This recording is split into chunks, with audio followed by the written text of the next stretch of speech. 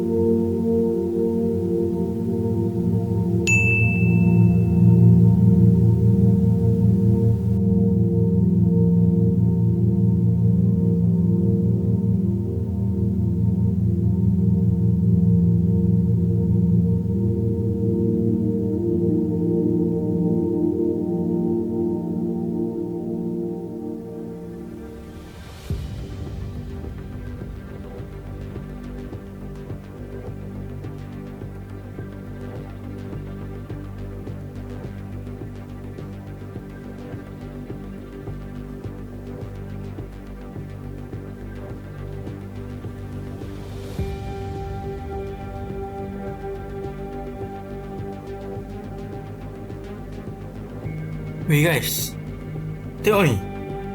Apa benda tu? Tak faham siap diorang ni. Cuba korang tulis pendapat korang tu. Aku macam jam gila tengok diorang keluarkan statement macam ni. Berani tu.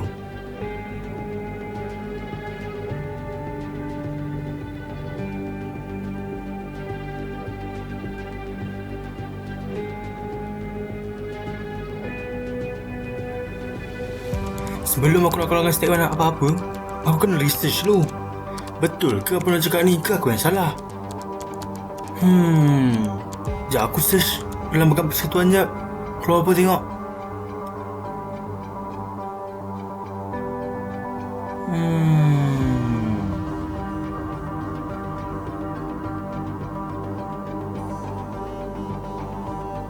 Kalau kekal kat sini, diorang yang salah kalau sebab keluarkan statement macam ni. Haish, sekarang ni semua benda orang nak pertikaikan dekat media sosial. Tapi aku pelik juga kenapa sebelum ni cakap pasal perlembagaan atau sejarah negara. Diorang ni tak boleh ke semak dulu fakta yang betul? Padahal perlembagaan ni bukan benda kecil tau.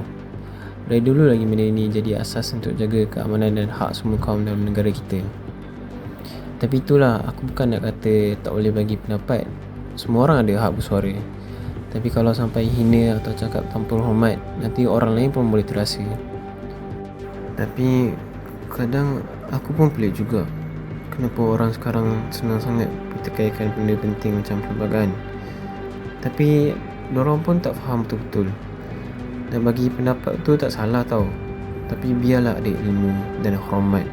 Sebab benda ni dah macam melibatkan keamanan dan perpaduan negara. Lepas tu bila orang tegur, mula cakap itu cuma pendapat. Tapi pendapat pun ada batasan bro. Kadang aku risau juga tengok orang mudah terpengaruh dengan video pendek atau komen dekat internet. Baca separuh je terus percaya. Lepas tu terus marah tanpa usah periksa. Tak kira bangsa atau agama, kita ni semua hidup bernegara sama. Jadi hormat antara satu sama lain itu memang penting. Kita satu bangsa, kita satu negara. Wish, dahsyat juga ayat orang ni. Tapi mesti ada masalah yang dihadapi sampai dia terasa dan buat pernyataan sebegitu. Kita tak tahu apa masalah yang dihadapi di sebalik skrin ni. Sebaiknya kita jangan buat keputusan drastis macam tu. Penatnya kelas hari ni.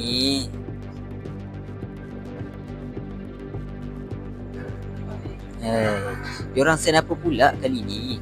Takkan pasal isu panas hari tu lagi.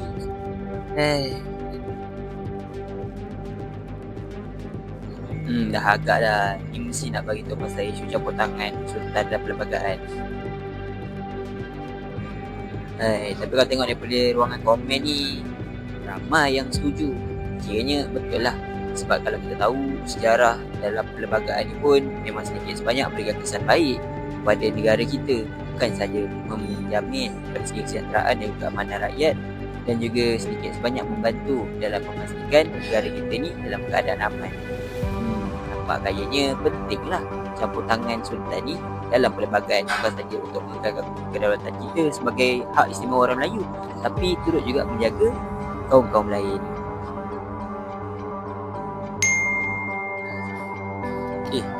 Siapa pula lah tak mesej ni? Ni link baru siapa pula set? Jap. Ni apa tu? Ni dah kenapa pula ni?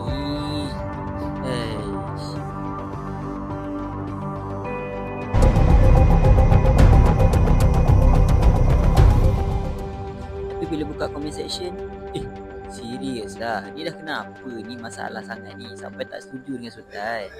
Boleh fikir tak? Penting sangat campur tangan sultan ni, kerana benda ni sebenarnya untuk memastikan kedaulatan dan juga keamanan negara. Bukan tu je, ini juga untuk jangka panjang. Macam mana lah diorang ni?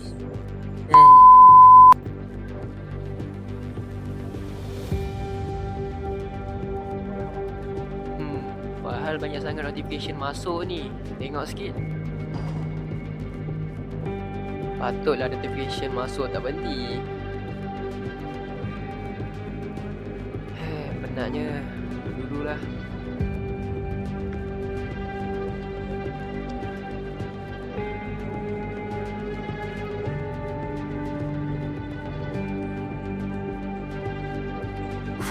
Panas gila isu ni. Ramai gak kecam dia. Ada juga yang kata memang confirm viral lah ni. Tapi biasalah dekat media sosial ni, bila seorang start marah, yang ni semua terus ekor je. Kadang aku rasa orang sekarang terlalu cepat judge. Belum tahu apa maksud sebenar orang tu, tapi dah terus attack macam-macam je. Mungkin cara dia bercakap tu salah, atau mungkin dia memang tak faham pasal sejarah dan perlembagaan negara kita. Tapi dalam masa yang sama, aku faham je kenapa ramai orang mudah terasa bila isu macam ni dipersoalkan. Sebab dalam perlembagaan Malaysia memang dah ada tertulis tentang kedudukan Islam dan orang Melayu, dan benda tu bukan muncul saja-saja je. Bila semua orang bercakap ekor emosi dekat sosial media, masing-masing mula salah faham dan akhirnya terus jadi gaduh. Bagi aku, kalau nak bincang pasal agama, kaum dan perlembagaan, kena ada ilmu, dan paling penting rasa hormat dekat satu sama lain. Kesimpulannya memang tak dapat dinafikan lah. Lain orang, lain caranya. Lain orang juga lain kiranya. Mungkin kita juga faham sebenarnya mereka ni kurang daripada segi info dan juga sejarah berkenaan dengan perlembagaan ini. Lawak lah juga. Tapi macam mana sekalipun, ini semua untuk kebaikan kita bersama.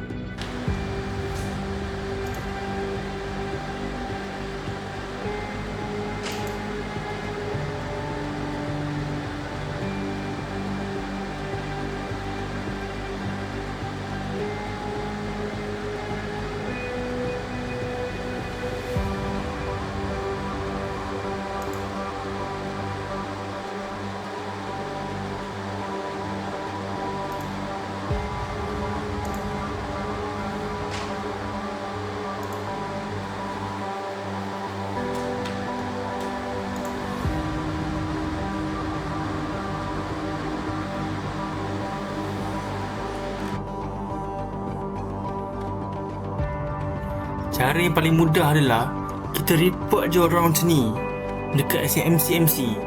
Biar diorang buat kerja. Cari diorang, saman diorang. Kerana perlembagaan kita sendiri tahu tak boleh lawan, tak boleh mempertikaikan. Sebab itu telah termaktub dalam perlembagaan kita.